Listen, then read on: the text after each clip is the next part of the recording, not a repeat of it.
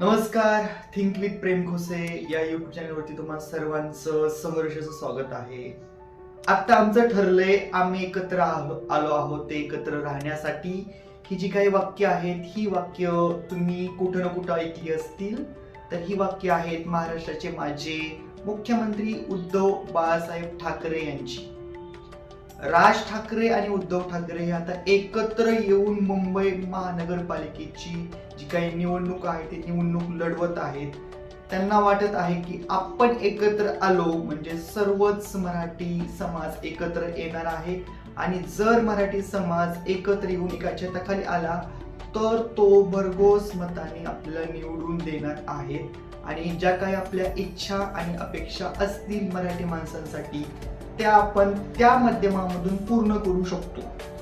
आणि तेवढं सामर्थ्य हे दोघांकडेही आहे हे आपल्या सर्वांना माहित आहे. परंतु खरंच हे असं काही होईल का की काही अनपेक्षित असे निकाल निवडणुकीनंतर लागतील याची जी काही उत्सुकता आहे ती उत्सुकता तर सर्वांनाच लागलेली आहे.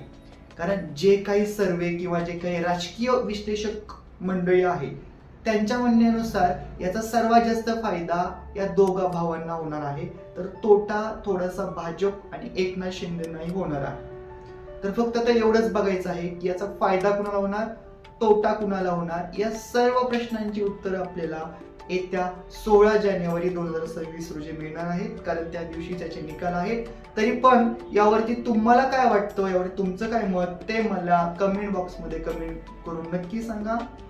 धन्यवाद.